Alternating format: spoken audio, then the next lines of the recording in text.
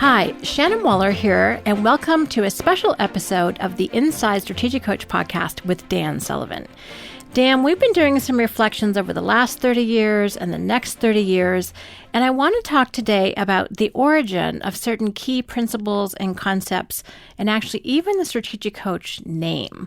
So let's start there for fun. Where did the term strategic coach actually come from? This dates back to when I was a one-on-one coach, which happened between 1974 and 1989. So for the most part, I was just out there on my own, and I made house calls in those days.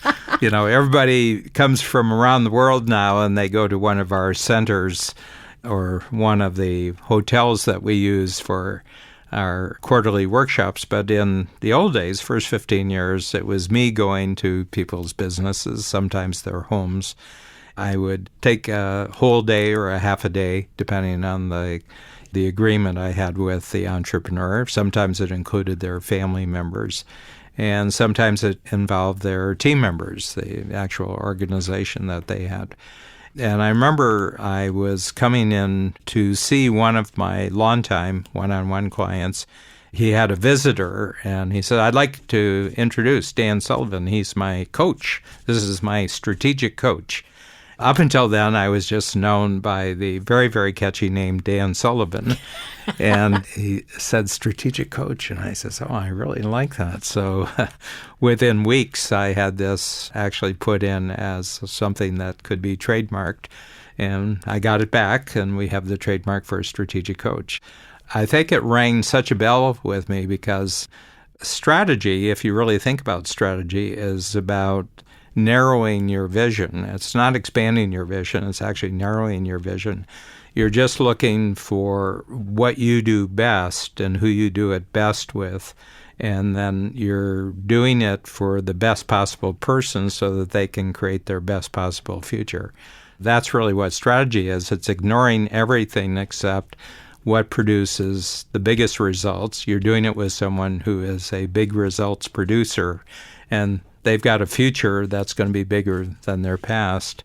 And that's what I do. I'm very, very good at getting people just to focus on the 5% that really makes a difference and ignore the other 95%. And I'm a coach. I do it by asking questions. I don't really do it by telling them, "Oh, you should do this and you should do this." And research shows. The only research that I really am interested in and what's going on in the other person's mind, that if I ask them questions, things that could be conflicting or confusing in their mind or they're not clear about, all of a sudden, as a result of one of my questions, all of a sudden they say, "Oh, yeah, there's 10 things here, but if I just focus on this one thing, I really don't have to pay attention to the other 9. And I said, "Yeah. Focus on that for 90 days, and then we'll come back and you'll see you've produced bigger results, and then there will be another big thing that you can focus on, and maybe 3 or 4 others during each 90-day period." So strategic coaches, I don't know, sometimes when you name something, you do everything possible to become the name. And, our understanding of strategic coach today has vastly more dimensions to it than it did when I first got the name, but it was good back then and it's good today. Well, I really like that, Dan, because it is about the 5%, and you have an incredible ability to really hone down on what is the most simple, effective strategy to employ without getting caught up in some of the complexities and tactics. It's not about that. You always make sure that people are laser beam focused through your questioning process on what is actually most essential, which frankly, until you're in a workshop, can be really hard to see. It's funny because where I work in the office is not that far from the workshop room. And I've attempted to sit down at my table in my office and do the exercises, and it just doesn't work as well. It isn't until I'm in the workshop environment with you, with the other clients, and then my thinking shifts. And it's really that thinking shift that the program is all about. One of the quotes that you say a lot, and I've quoted you many times on this, is that a really good coach asks really good questions. You're known for your questions, and you come up with new ones every 90 days, which is a very powerful approach that you take. And that's what people keep coming back for. First of all, I would like to say 2 things about questions. One is that the human brain is constructed in such a way that it can't ignore a question. Now, a person may be asked something and they may refuse to answer, but they can't unthink the question. So there's something about questions that the brain, once you've heard a question, you can't ignore the question. The other thing is, I only ask one kind of question. I only ask a question that I don't know an answer to. So when I ask somebody a question, I don't know what the answer is because the answer lies in their thinking. And I can get them to focus on the part of thinking where the answer is, but I myself don't know what the answer is. So I always tell people, never ask a question of an entrepreneur that you want them to give you a certain kind of answer. One is, I think it's a worthless activity, okay, because the other person isn't going to learn anything from it. But the other thing is that you're only useful, what I'm saying about myself here or any of our other associate coaches, we're only useful to the point that we know that certain types of questions will allow people to actually do their best thinking, but what they think about as a result of your question cannot be known until they actually do their thinking. Mm-hmm. Yeah. Well, that's so interesting because it kind of flips on the head. It's the opposite of law training. No, Exactly. I mean, in a courtroom, a lawyer is told from the first day of law school, never ask a question unless you have the answer. Do not ask a question that you don't know the answer to, And so it's just the opposite of the legal training. And I find so many people, it's called rhetorical questions, where they try to control an individual or a group or an entire auditorium by asking questions that the person already knows. And you feel manipulated as the person being asked the question. You always feel resentful and manipulated when somebody does that. But where it's an open-ended question where the only proper answer is the answer that the person actually creates for themselves. So I would say that is a fundamental philosophical commitment. I will never ask you a question that I know the answer to. Which is profound because it's the opposite, as you mentioned, of manipulation. But also, it's not about ego. It's not about prior knowledge and how well have you studied something. It's not a test. And it's not about me. And it's not about you. Yes. It automatically that leads to a conversation. Mm-hmm. So coaching for you is not separate from a conversation, which is another key aspect of coach, which I think is really critical for people to know and to appreciate about that. Oh, Dan, we could talk about that forever. But there's a couple other things that I want to touch on. I would love to know, and for other people to know, where free days came from. And we have an entrepreneurial time system of free days, focus days, and buffer days. But free days is something where Babs had a pretty substantial contribution. Babs, your wife and business partner. So talk about that. How did free days happen in the coach system? Well, first of all, Babs and I, Babs Smith, who's been my partner in life and my partner in business since the 1980s, she grew up in a family where taking vacations and taking free days was a normal part of life. And I grew up in a family where vacations and free days weren't a part of life. As a matter of fact, in my first 18 years at home, I can remember only one family vacation, and it was so unpleasant. And I grew up with a lot of siblings, so that I remember we went to Florida, and I think that there were 8 of us in a car, and it was very, very unpleasant. And I think without talking about it, we all vowed we would never do that again. So I was a workaholic. My dad was a workaholic, probably from the time he was 6 years old. There's almost never a day when my dad didn't work. And I just thought, well, if you're going to be an entrepreneur, you work all the time. And growing up on a farm. And then, in your early entrepreneurial days, you have to substitute working time for actual skill. Mm-hmm. You just have to put in long hours to make up for the fact that you don't know fast solutions. Right. I call that the brute force method. It is. It's the jackhammer approach to being an entrepreneur. Then I met Babs, and what I noticed right off the bat, she wasn't available all the time because she was taking vacations on her own. And she would go here and she would go there. And then when we really connected and we were living together, and she said, well, we're going to go away. And I says, I've got so much to do, You go off, we'll phone. And she says, well, I'm going to make it real simple for you. She said, you're going to take free days with me when we take free days, or we're not going to have a relationship. And I had been through divorce before this. I call it a practice marriage, but she really laid it out for me. She says it's life with me for the rest of your life, but you have to take free days because you're no better when you work all the time. If you took a week off, 2 weeks, and actually the first time we went off, we took, I think it was 7 or 8 days. The fingernails were still on the floor as I got dragged out to the car, and I groused about it. And it was to Cape Cod, actually, which became a key feature in our relationship over the next 30 years. I was there, the first 2 days, and it poured, and it was terrible, and it was windy. And then, as Cape Cod can be, it just got gloriously sunny. About the third day in, I said, oh, this is really neat. That's really neat. And I had brought work to do, and I didn't do any of the work. It was an instant conversion. I began to see that this is really crucial. And this is about 5 or 6 years before we actually created the program. So right from the beginning, we built in planning for free days because if I was a workaholic, the vast majority of the entrepreneurial clients were workaholics. And they had worked themselves into a wall that they couldn't progress, they couldn't grow, they couldn't get more skillful, they couldn't have better opportunities, they couldn't have better client and customer relationships, they couldn't attract better team members. And I saw that free days was the crucial thing for entrepreneurial growth. And our first great marketing message to the marketplace will get you to double the number of free days that you take, and in doing that, we'll double your income. And it was so contrarian. You were saying, well, this is how nature works. The rain goes back up into the clouds. Waterfalls go back up. They climb, they don't fall. And then we really began to see that this was crucial.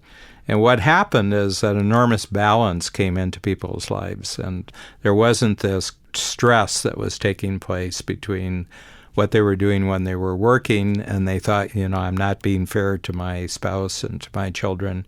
And then when they were with their spouse and children, they were saying, I'm not getting the work done. And suddenly this free day concept became really the first great strategy that went around the world because it was so against all the entrepreneurial advice people have.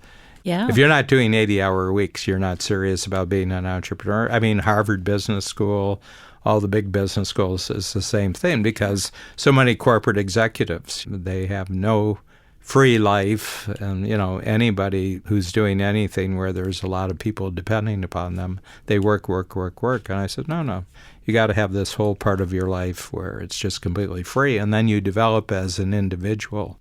So that happened simply because it was the fork in the road in my own relationship with Babs. I said, I'll change myself whatever way I have to change just so that I can spend the rest of my life with Babs. And I have to tell you, that's making it very dramatic, but the entrepreneurs who don't stay in the program, this is the number one stumbling block. They can't take free days. And they never achieve a self-managing company either. So it really is the foundational idea to actually start creating a smarter company, a self-managing one, a better life. People don't end up on their third marriage. It really is a game changer. Yeah, and I would say the whole thing about, you mentioned team members. I would say on average, if you go across the countries, the 3 countries that we're in, we give easily 20-25% more free time for our team members than any other place of work. Yeah. And they don't get burned out as a result of that.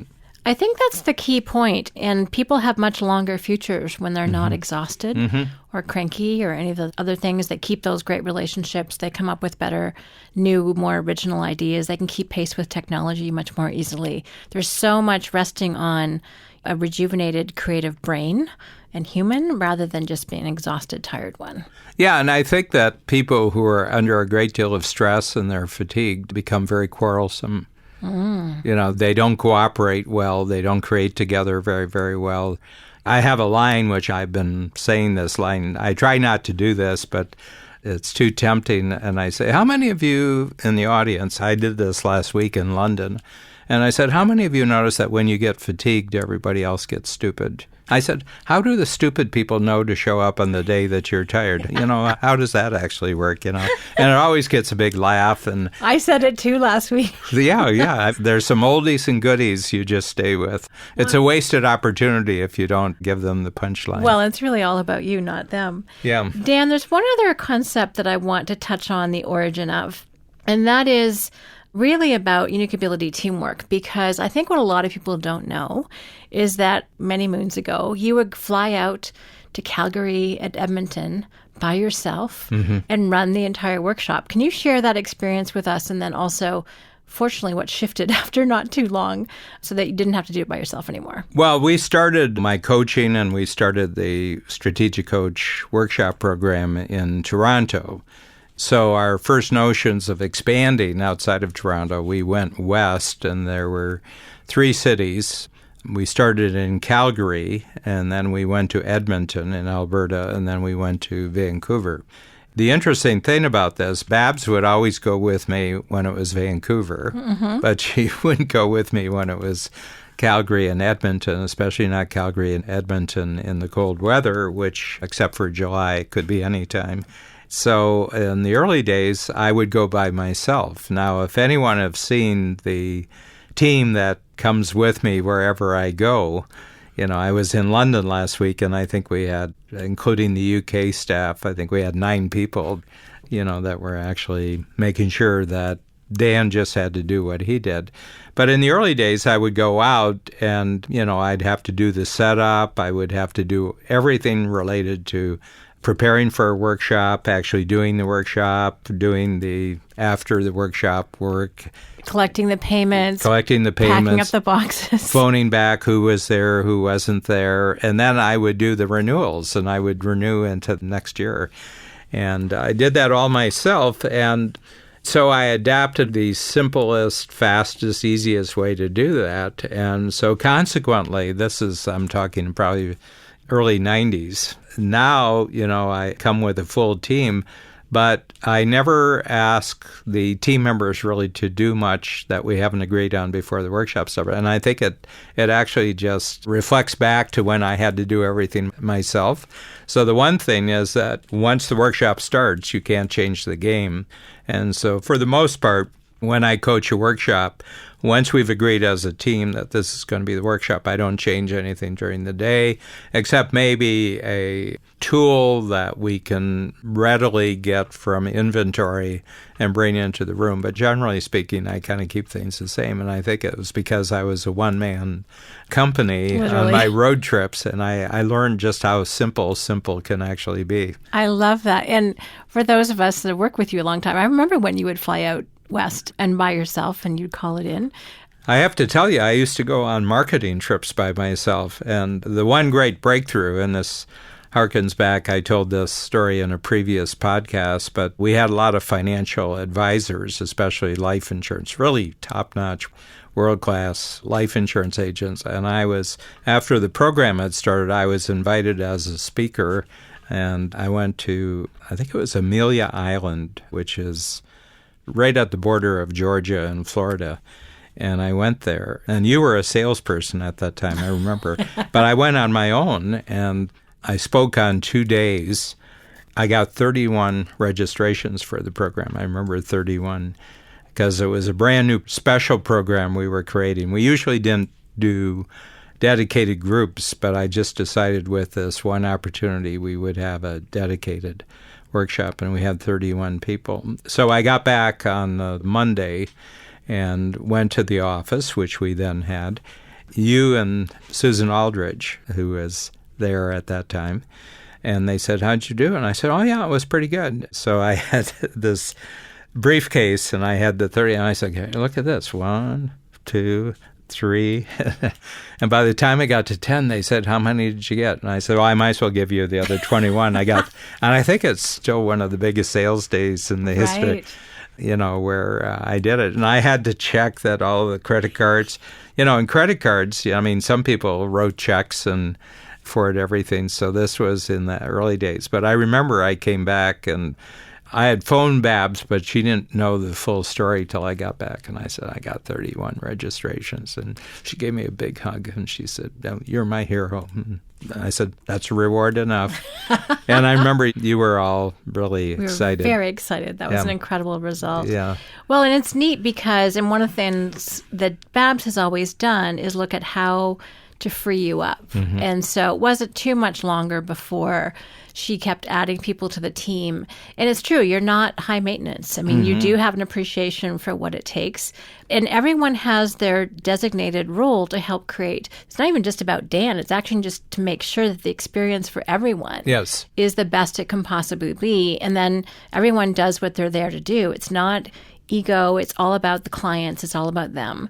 And it's quite a joy to work in that environment. And one of the things that I've enormously appreciated throughout my life was luxury hotels, because it really wasn't part of my growing up experience. But as soon as I had money, I started staying, in my 20s and my 30s, that whenever I could afford it, I stayed at a top-notch hotel. Mm-hmm. One of the best, in the world actually started right here in Toronto, and that's the Four Seasons Hotel. And I used to go and stay at the Four Seasons, and it was like going to a conference or a workshop, because I would just watch how the Four Seasons as an organization and their team members, how they really made things great for all the guests there. And I said, as we developed a workshop program, we have to treat all of our entrepreneurial clients who come to Strategic Coach as if they were staying at a 5-star hotel. The food, how they're taken care of, the individual attention they get, and everything else. I never started with how do other workshops operate, how do other people's programs work. I never started with that model. I always started, how are people treated when they go to a luxury hotel? And then wherever we can, we build in that quality of hospitality and that individualization, that you really take care of people like the guests at a really luxury hotel. Mm-hmm. And Dan, I love that you've drawn your inspiration not from management companies, not from business, but you've actually drawn it from sports and entertainment and great hoteliers and the experience economy, if you want to call it that. And that, I think, really has set the bar really high. It's kind of funny that you talk about The Office, because as I was walking around shutting down the other night, I actually thought, gosh, our office is so beautiful. And I took pictures of the bookshelves and our, cartoons on the wall and the plant wall that we have with our great signage. And I posted it on Facebook saying, I just love our office. It's such a phenomenal environment to be in, because I was just appreciating what a unique space it is. And backstage is not that different than front stage. It's not like the front's gorgeous and the back is trash. It's not that at all. We've got beautiful working spaces. I love that it's a unique compilation of all the things that you find are really important. Well, the other thing is packaging, that you have a look to you and you stay with the look. I was in advertising before I launched out into my coaching career, and I was always so impressed that you establish a look and you stay with the look. And some of the greatest companies in the world, if you go back 100 years, the look they had a century ago is still very, very clear. Coca-Cola being one of the great packagers in the world. But one of the companies that was just getting started when I started coaching was Starbucks. And Starbucks were just, right from the beginning, were great packagers. And I used to go and spend an hour or two in Starbucks and look at all their cups and look at, how the stores were actually designed, and they were consistent. You could always tell a Starbucks. So one of the things that gives people a sense of confidence and gives them a sense of certainty about the experience they're going to have is that there's a great consistency, and it looks like it's been thought through. The other thing is that the colors we use on our materials, the typefaces, the kind of design that we have. If you go back to the early 90s, you could tell it was Coach stuff then and it's Coach stuff now. And our clients really, really comment on that. It's not haphazard. There's some very, very central rules, and we keep refining them. One is the technology for packaging has just exploded. But you could go crazy with different types of techniques, It's when people first discovered typefaces. In one page, they have 10 different typefaces, which was like impossible to read. Or they do dark type on a dark background or white type on a light background. And it drives me, I say, oh, gee, that makes me feel nauseous. I'm a trained artist, so I had an art background, commercial art, not fine arts, but commercial art. We used to have an artist who always gave us grief about the fact we always use the same typeface, and it's the most used typeface in the world. It's called Helvetica. Helvetica is just the greatest typeface that's ever been created on the planet. And she said, well, everybody uses Helvetica. And I said, I wonder why that is. I said, why is it that everybody uses Helvetica? Why is it that it's the most famous typeface in the world? Why is it that it looks new 30 years later? It looks clean and new. She says, well, why don't we put some variety? I said, variety confuses when it comes to design. I says, we do not want to confuse. We want to give clarity and confidence, and it has to be in our design. So that, that's the origin. I did have the theater background. I have a advertising background. So I had a real feel for how you present yourself and get it right in the first place, and then you never have to change. Well, that's fascinating. So, Dan, thank you for sharing the beginnings of so much of what is true about Coach. Someone may think, if they just joined us, that it's, new, but actually the thinking and the intentionality has been there since day one. So I love hearing this and you sharing that information. Thank you. Thank you. At Strategic Coach, we focus on growth in every area of your business and life, leading to freedom that entrepreneurs dream of. Join Dan Sullivan, founder of Strategic Coach, for a brand new on-demand web presentation. It's a breakthrough hour of wisdom, insight, and proven strategies. Over 18,000 entrepreneurs can't be wrong. Watch today at danwebinar.com.